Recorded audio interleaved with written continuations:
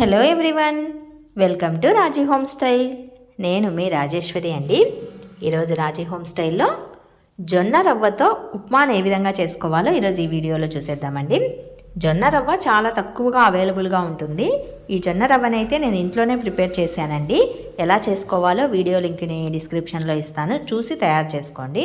బయట షాప్లలో అయితే కనుక చాలా తక్కువగా దొరుకుతూ ఉంది. జొన్న రవ్వతో చేసిన ఉప్మా హెల్త్కి చాలా మంచిదండి. వెయిట్ లాస్ అవ్వటానికి, డయాబెటీస్ ఉన్న వాళ్ళకి ఈ రవ్వతో చేసిన ఉప్మా అనేది చాలా యూస్ఫుల్ అవుతుందన్నమాట. నేనైతే ఇక్కడ 1 గ్లాసు అయిన జొన్న రవ్వను తీసుకున్నానండి. స్టవ్ పైన ఒక గుంతపాటి గిన్నె పెట్టేసి అందులో 2 నుంచి 3 టేబుల్ స్పూన్ల వరకు ఆయిల్ వేసుకోవాలి. ఆయిల్ కొద్దిగా హీట్ అయిన తర్వాత ఇందులో కొన్ని ఆవాలు, జీలకర్ర, ఉద్దిపప్పు వేసేసుకోవాలి. వీటినన్నింటినీ కాస్త చిటపటలాడనివ్వాలి. ఇందులోనే కొన్ని పల్లీలను కూడా వేసుకోండి. ఇందులోనే ఒక పెద్ద సైజు ఉల్లిపాయను తీసుకొని స్లైసెస్గా కట్ చేసి యాడ్ చేసుకోండి. 4 పచ్చిమిర్చిని కూడా చిన్ని పీసెస్గా కట్ చేసి వేసుకోవాలి. 2 రెమ్మల కరివేపాకు ఆకుల్ని వేసేసుకోవాలి. ఒక పెద్ద సైజు టమాటాను తీసేసుకొని చిన్ని పీసెస్గా కట్ చేసి వేసుకోండి. వీటినన్నింటినీ చక్కగా కలియ తిప్పేసేసి కాసేపు వేగనివ్వాలి.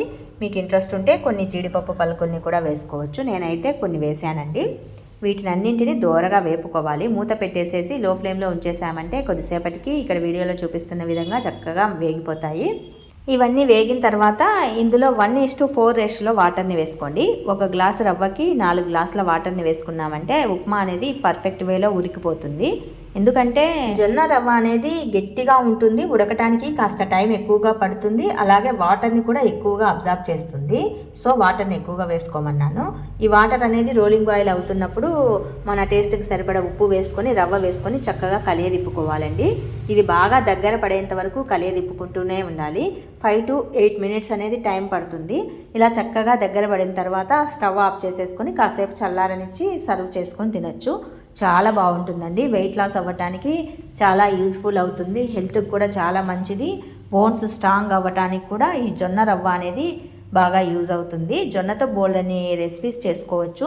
నేనైతే జొన్నల్ని ఇంట్లోనే రవ్వలాగా తయారు చేసేసి ఇలా ఉప్మాలాగా ప్రిపేర్ చేశానండి. ఈ ఉప్మాలోకి మనకు ఏ చట్నీ అయినా సూటబుల్ అవుతుంది, పప్పల పొడి అయినా కూడా సూటబుల్ అవుతుంది. ఊరగాయతో కూడా తినచ్చండి, చాలా బాగుంటుంది.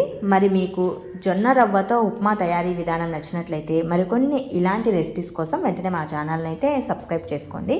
మోర్ ఆఫ్ వీడియోస్ కోసం do subscribe my channel. Thanks for watching this video.